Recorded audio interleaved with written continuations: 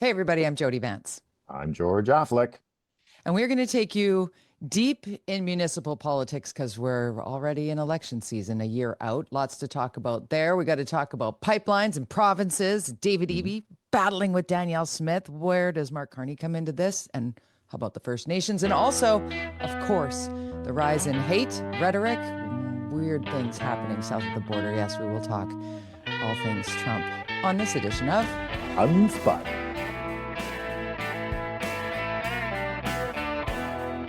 My Head is Okay. Spinning just on the intro. I have a half-hour intro. Where do we Okay. start? Let's start municipal. You, first of all, George, Oh, you're like the amazing Kreskin. You've once again and the predicted spoon. Yes. Hmm. zero tax. I think I predicted it 4 years ago. I think you did. But Yeah. after like the roof is on fire, or like I inherited a leaky roof and now we have to pay to fix it. And it was like everything's wrong. I don't see everything remarkably better. And now it's zero. Please explain. That's the problem. Well, the explanation is he needs something to help him win the next election, and he's pissed off so many people on center and center right about the tax increases and not being hard at City Hall. So this is finally in year four. He's going to make a commitment to, budget restraint. The thing is that okay, and so that's in my mind a good thing. First of all, staff aren't going to come to the mayor or the council and say, "Hey, I have great ideas for cuts," because they don't want to be the bad guys internally. So it's up to the politicians to give the agenda, to set the agenda for staff. So the politicians are the bad guys. So that's where we are now. So staff, I'm sure, will have no problem finding lots of room for like cuts. There's especially with AI. If you just think about how, as long as the report is public, staff now can use AI to do all what they need to do to analyze their own reports and prepare, say, what will the questions be from council that I might get, and how do I answer those questions? They can do all that once the documents are public. So the speed at which staff now can prepare themselves for how their reports are actually delivered, whether it's communicating it or just speaking to the questions that they'll get. Obviously, councilors can also use AI to uh, dig deep into those reports. So that's one thing. So we finally got a 0% budget here, in which I've been asking for since 2011. Um, the challenge is, and first of all, there's a new general, city manager. There is absolutely no way this guy's put this together in 3 weeks. He started on September 4th. This has obviously been happening for some time. Staff could not pull this together. So the previous city manager would have given, I guarantee it, directive to staff to start working on the cuts, because they would have been given that direction way back in like April, May, to start thinking about how they can't just suddenly decide on where these cuts are going to be. So this is baked in. It's been happening.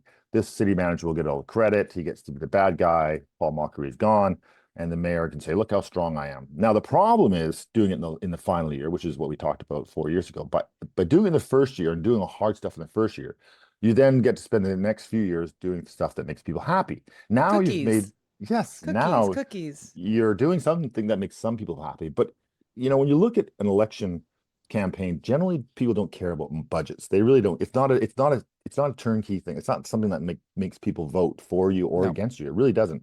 It's things like affordability or housing or crime, and et cetera, et cetera. So, and of course, if you piss off 8 to 10,000 staff people, that's a lot of people who potentially vote, who get out there. Obviously, strike, walkouts, a lot of negativity against it. So he's going to now have to play damage control on the other side they wouldn't have to have done if he'd done this 4 years ago.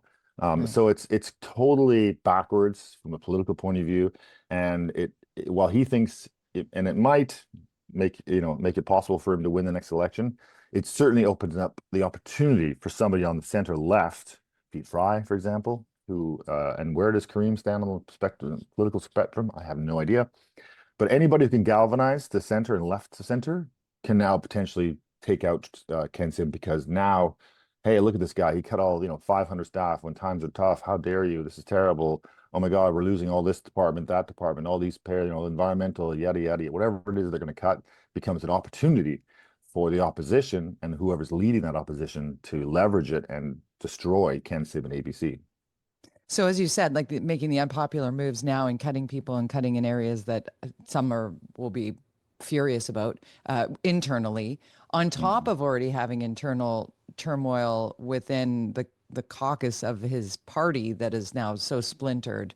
Park board splintered and Mhm. losing his like right hand person to becoming independent. Like Yeah. there's a lot of duct tape that needs to roll Yes. around here on the current mayor. Yeah, that's a good way to put it. I think you have so many things working against him for sure. I mean, Yeah. multiple candidates for mayor. I do think that there's a lot of them right now. You got Rebecca Bligh, you've got Pete Fry saying he might be doing it. You've got, and I would say he probably pulls up at the top for Yeah. sure, up against everybody else, just because of his profile and he's been in there for 8 years. And Um, familiarity. and Sometimes with familiar. municipal elections, people are just like, I recognize that name. Yeah. I, So I I don't remember being mad at him. right. And then he's Like got the Fry that's name. I sometimes, mean, yeah, his mom's won 1,000 years of elections. yeah, thousand, So thousand. the legacy can continue with Pete. Dial that back. She deserves better. No ageism here, George. No, I just said Oh, I no, didn't say I'm how kidding. old she I'm kidding. was. I said I'm she's just been just doing it for joking. 1,000 years. I'm I'm just joking. Yes. So I think eventually that you'll see on both sides of the political spectrum Right. come to Jesus moment of saying, okay, we're going to lose if we don't get behind somebody. So we'll Right. see how that goes. But for the next, I would say till July, August, it's going to be a shit show. So, and then there's the controversies that are between some, two in particular, of the people now running for mayor of Vancouver, that is it's going to be like the roller coaster ride of roller coaster rides here. And we got to look at all the municipalities really, but in Vancouver, engaging the voter is always number one issue, right? Like what, 30% of people voted in Mhm. Vancouver, like eligible voters. Do you think people will be more motivated in the coming No, election just because? Right. So let's no. talk a little bit If about that and then anything, we'll there'll be move to less. other If anything, there'll be municipalities. less because if it's incumbent, if it's the same guy running. And by the way, if you see my screen moving and Amanda's across me, she's typing very hard, but no problem. But I can see my camera shaking. She's like because She's a very physical typer. she's painting her office upstairs. I'm at home today, so Okay. so she's down here typing away. She says hi. Hi Um, back. hi back from all the listeners and viewers of UnSpun. To our executive producer, Amanda Bates. Our Thank you. Thank executive you. producer. Thank you. Thank you. Yes. Yeah. Um, So I think if anything, the numbers will go down because if it's an incumbency, generally that means people are like, meh, it's all right. Let's let give this guy there, whatever. He'll have a tough time getting his people to show up. That'll be the tough thing. right. Right. Okay. So let's look at other municipalities. I mean, obviously, you look over at Port Coquitlam and go, check that box, right? Hmm. Brad West. There you go. Unless he decides to make the Well, move to yeah. another, who knows when the next provincial election might be. We'll Well, get we'll into get to EB in a provincial in a minute. second, right? Yeah. Yeah. My mind goes, I mean, Richmond's going to be something to watch with Brodie not running again. Hmm. Surrey is always at play, Canada's fastest growing Yeah. municipality. And the fact that we'll say just straight up, I think Brenda Locke has had a tumultuous time Hmm. as mayor of Surrey, a little bit quieter these days with the Hmm. SPS RCMP thing having, Yeah. moved its course after costing taxpayers like how much?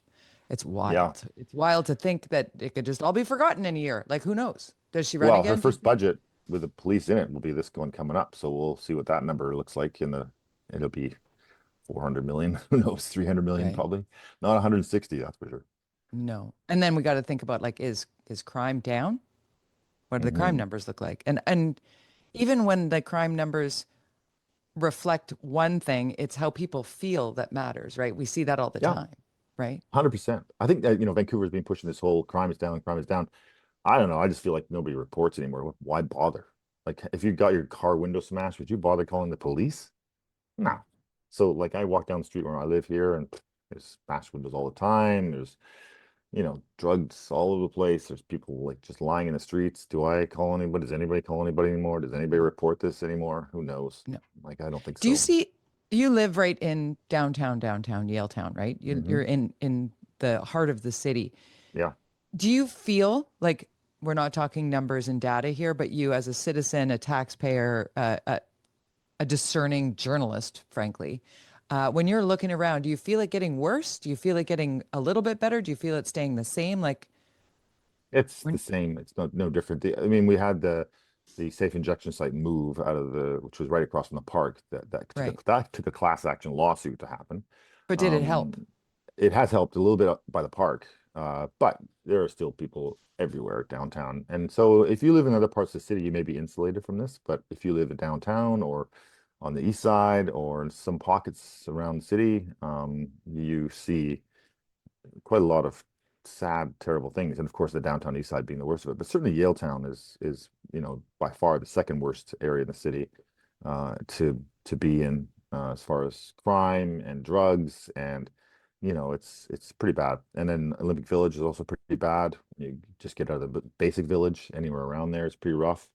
Mount Pleasant. It depends where you live, but I always say that they've added 100 police officers, right? $100 million to the police budget. I don't think I've ever seen a cop walking the beat in Yaletown ever, and I've been here 25 years. I've never seen a Wow. cop walking around, or two cops on gravel, sure, but have I ever Right. seen anybody walking around helping? No. Hmm. They drive up, Hmm. they pull in, they look, and then they drive away. No offense to police, but hey, that's your choice. That's in the 80s they had all these bike police. Remember the bicycle I guys? do. I do That was remember. great. It Yeah, was it was great. great. And Yeah. they were everywhere, and you just felt presence, and Yeah. that makes you feel safer. And I don't sense that at all. They're just in these fancy $200,000 vehicles driving around, looking, whatever, and mostly spending on the downtown east side, or I don't know where they are. And I think if the assumption of adding $100 million to the police budget, I think if we'd add $100 million to engineering and prettied up parts of the downtown so that you would not feel obligated to destroy it like so many people feel, you'd see Right. less crime in the downtown core. But that's Right. not the That choice of broken this window, government. Yeah, the broken window theory that you've 100%. educated us on, which I believe Hmm. wholeheartedly to Well, be it's true. It's like, mathematically proven. right. But a lot of people don't understand that that begets that, right? Yeah. The more Hmm. graffiti, the more broken, the more disrepair, um, the more that will happen. Like it's simple math. And if we could just ease up on the, restrictions of not being able to have a patio here or not being able to, let's close off that street to traffic. It's like, well, that then people can't go in there unless they park their car blocks away or whatever and walk in the pouring rain in the middle of the dark night. I'm not doing that. Hmm. Can't even get your Uber down that street. Like there's some things that I just feel are backwards. But I'm not in charge. All we can do is try and take the spin out of why things happen and why then they change so Yeah. much. I will say one positive that I've noted, and one of the reasons why I asked you if you saw any change or stay the same or get worse in Yaletown is because I had a friend in from out of town and we went for dim sum over at the Pink Pearl at Hastings and Clark. Hmm. And, she'd been to the city before, but it had been ages. So I've been driving the long way home, the long way there, like, driving through tree-lined streets and here's the Hmm. new sort of area and here's where there's been some building going on and blah, blah, blah. So we drove, down Great Northern Way, down Clark, whatever, to get to the restaurant. And then we drove down Hastings on the way back and then went through around English Bay and blah, blah, blah. But actually driving down Hastings, it looked better to me than it did, Hmm. a year ago anyway. Yeah, Maybe, yeah. Because well, they started for what? When was the election? It was that first year when they started. The previous council started mandated that they had to start cleaning up and moving people out of the tents off the street. I mean, the street was littered with, like, you couldn't actually walk down the sidewalk. yeah, But yeah. that And the was 3 years propane ago. tanks and the whatever, but Yeah. right. But as much as we like to say, like, where did the money go? What's happening? Who's doing what? Um, I was a bit surprised because I Mm. haven't been down there for a few months. I mean, I've been out of the country for goodness sake, but I was like, oh, there's still, don't get me wrong. Yeah, I There think are still it's fun. lots of people down there in distress It's who we need to help. Like yeah, this is not me saying it's fine, but I did say to my friend, like I used to walk down here with my grandmother to go to Woodward's food floor yeah. and That hang woman who out used and to look at the preach on the Christmas. corner, that woman that used to preach right in Yeah, the corner there. yeah, yeah, Hmm. yeah, yeah. Hmm. So, but I feel for the, uh, you know, those who need OPS down there, a safe place to use because they're addicted, and there's Hmm. nowhere to go if you're addicted to get help for, like, there's just those four pillars Yes, the again four and again pillars, and which is again. what the Portugal model now we call it. Exactly. Exactly. Okay, let's go to provincial because we could talk about that stuff all the time. Um, Yeah. It's but interesting. just suffice to say that there is more to come on the municipal front.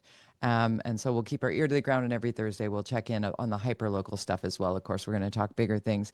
Danielle Smith coming out hard at Premier David-Eby. So Alberta versus BC. Here we go. She's like, we're going to put $14 million behind this pipeline. And David-Eby was like, excuse me? Like, excuse me. So can you explain what Premier Smith actually said? Like, take the spin out of what she did Yeah. to the BC Premier and why he is pissed. Well, first of all, are we not united as a country here now? Like, can we not get this shit done? Come on. We need to build this pipeline, everybody. I know there's a First Nations process, but certainly, come on, BC government, don't work against us. Don't work against the country, which is what he's doing. He's talking about the environment and no more oil is going out of reports and all that. I'm like, oh my God, what is it, 2011 again? Get over it. We're in a crisis of a financial crisis. The only thing we have to keep our country afloat is our resources. We need to get them out of here and as a ethical oil country and a resource country, why not come from here? What are you gonna recommend buying it from Russia, Eby? Come on, give me a break. So I think though, this money that she set aside, remember that she came out of that meeting with the prime minister and she was all happy, and everybody's like, what the Yeah. hell's I was going like, wait, on? Well, he's a liberal. I think they had a chat and he said, you do this, you negotiate with the pipeline that we own. One of the partners is the pipeline that we Canadians own. yeah. And I'll find a way to make sure it happens, and I will support you at the right moment that happens, and we'll deal with BC. BC is very predictable when it comes to this. But if you live up in the north, take a look at who won up there. It's either NDP or Conservatives, and it's very conservative generally. So you have the First Nations. So I think the locals, the majority of the people up there who actually vote are actually conservatives, which is Right. so. What do you? It's a very complicated situation, but I think that as long as there's a process to deal with whether it's bypassing certain nations or negotiating whatever it is that they think they need. Is it money? Is it, let's ask Ellis Ross, what will get your partners up there? Who, here's a guy who certainly leveraged the max capacity of what he could do in his nation uh, for the best purposes and a huge advocate for that process. Hopefully he can be part of that process. So I just think it's ridiculous. It's selfish on our part as British Columbians, and it's I believe it's Eby's undoing. It's going to be over for him. He's got the union. You've got the union environmental stuff, right? So who are you going to side with, the unions or you get to balance that as an NDPer? And right now he's pissing off the unions, and with the unions, there's no money to win the next election. So you can keep the environmental people happy, but they don't have the cash like the unions do for you, or the resources, or the teams to actually get you reelected, and they will destroy him. I think if we don't see this kind of movement on the resource side, and he's going to destroy the Canadian economy if he doesn't be a team player. So why then would he come out and speak so? I've never seen him as lawyerly. Is that the right word? Like he's kicked into his old jobs of really being so cautious with his words and saying don't take my politeness for weakness. And he seemed really frustrated and simmering anger in his press conference on this. And so you're suggesting that Danielle Smith and Mark Carney are in cahoots, or Cahoots. Yep. yeah, but David-Eby was not given the heads up that this was coming. It was like, let's, right? Yeah, I'm But sure that's he the was, thing. but And that's the whatever. part that because then after watching the EB presser on this subject and hearing, Pierre Poilievre, the conservative, the official opposition, as the official opposition, stood up and did the old, British Columbians all want pipelines, which I don't think is true, but I do think that British Columbians have come around to pipelines, given what's going on in the United States and understanding the elbows up and all you said about resources. I think there are a lot of people that were more environmentally concerned and continue to be environmentally concerned, but also want things to, you know, have protections in place for our coastlines and, you know, understanding it. That's the thing that Yeah, doesn't trains not are so much better bother for me. distributing oil. But Like that's just it. whatever. It's not, right? Like, and so, No. but nobody says that part out loud. We're too busy like Let's look at fire Quebec and across the what bow, happened there. A little right? train crash. Yeah, yeah, no, awful. Um, but so when David-Eby was saying, I will do everything to protect uh, British Columbia's interests and our coastline. So what is it in this that seems to not be in British Columbia's best interest? Like that's the part Yes. that I'm like, what? Let me see. I like healthcare. Okay, how's that paid for? Oh, through money that we get from taxes, which we get from our. I mean, we're a prosperous country. We have a great GDP, not because of our construction industry. No offense. No, not because of our making of software. It's because of our resources. Everybody, our Yeah, bill, our wood, our oil, our gas. Come on, minerals, potash. minerals. Come Yeah, on, like yeah. give your heads a shake. Understand why we are a prosperous country. We don't have to be, we can do this. And one of the arguments is, well, oil demand is going down, and you're like, so we don't need these pipelines. You're like, that's not how it works. Yeah. It's the demand is there. What you're saying then is let's just let the evil countries get all the cash and distribute the oil. Because the demand is there, it exists. It just other people are getting the money for it. Right now, we have an And we opportunity to forget do. that it used to just go south. We didn't have to Yeah, go to the coast, right? still Like does. that's Majority of it still does, but right. you know, But the yeah, of goal is to move more of it not to the United States, where course, it's refined and then sold back to us. Like yes. So you got both there's, provinces on both ends of the country saying they don't want pipelines yeah, because of the environment.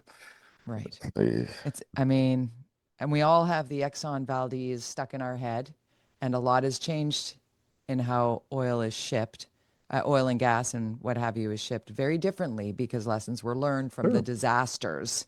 Like, and no one's suggesting that those disasters didn't happen, and should never happen again, and it should be regulated in ways that are safer. But to your point, again, moving this resource or these resources by rail is way more dangerous. Yeah, So we need to be I think you'll on top of that. see. Yeah. I think you'll see this pipeline approved pretty quickly.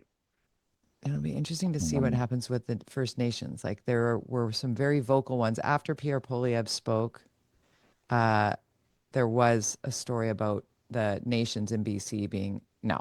But then how many nations are in BC? And some of them like pipelines, to your point. Like Ellis Ross was um, very instrumental in the creating LNG. the map. Yeah, Like if you and have to it's just a go bit more around. expensive. Yeah, to pipe it around Yeah. and go around circles. I don't know. I mean, I just think that Yeah. there's more interest and openness to the idea. Prosperity isn't just for us; it's for all of us, and that includes First Nations. And I think you have to understand. It's not just the cash you get from the specific pipeline; it's the country as a whole. And would you rather Right. be the 51st state? Is the question that Mark Carney has to ask those First Nations groups up there. What do you want? What would you rather be under Donald Trump? Is that what you want? Because that's potentially, if we cannot afford to be a country anymore, it's what basically is Trump's argument.